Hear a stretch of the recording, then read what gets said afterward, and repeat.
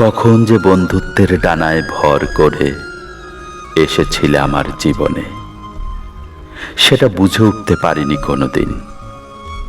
শুধু মনে আছে কবিতার খামে ভরে তুমি পাঠাতে তোমার নিঃশ্বাসের গন্ধ। শব্দগুলো ছিল সাদামাটা, তবু প্রতিটি লাইনে লুকানো থাকতো এক অদ্ভুত মায়া। যেন কাগজের বুক জুড়ে তুমি রেখে যেতে তোমার স্পর্শ। তোমার লেখা চিঠির ভাঁজে আমি খুঁজে পেতাম এক অচেনা মানুষ, যে আমার মতোই ভালোবাসত অক্ষরের নিঃশব্দ আর্তনাদ, যে বুঝত কবিতা মানেই হৃদয়ের গোপন দরজা খোলা।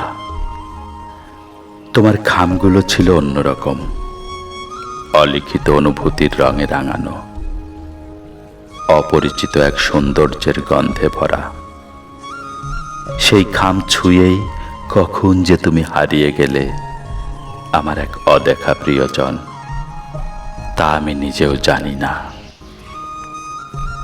আমাদের দেখা হয়নি কোনোদিন, না কোনো বিকেলের আলোয়, না কোনো নির্জন পথের বাঁকে।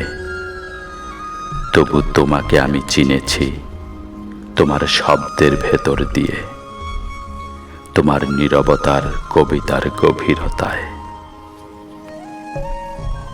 বছরের পর বছর কেটে গেছে, সময় তার নিজের মতো করে সব কিছু বদলে দিয়েছে, কিন্তু তোমার সেই খাম, সেই লেখা, সেই কবিতা, গল্প আজও আমার বুকের গোপন তাকেই রাখা। আজও কখনো হঠাৎ বাতাসে কাগজের গন্ধ এলে মনে হয় তুমি কি কোথাও বসে আবার লিখছো কবিতা, কোনো চিঠি। আমি আজও খুঁজি ভিড়ের মাঝে অচেনা মুখে, পুরনো ঠিকানার ধুলো জমা স্মৃতিতে তোমার সেই হাতের লেখা, তোমার সেই নীরব ভালোবাসা। জানি না তুমি আছো কিনা এই পৃথিবীর কোনো প্রান্তে, নাকি সময় তোমাকে লুকিয়ে রেখেছে অজানা কোনো গল্পে।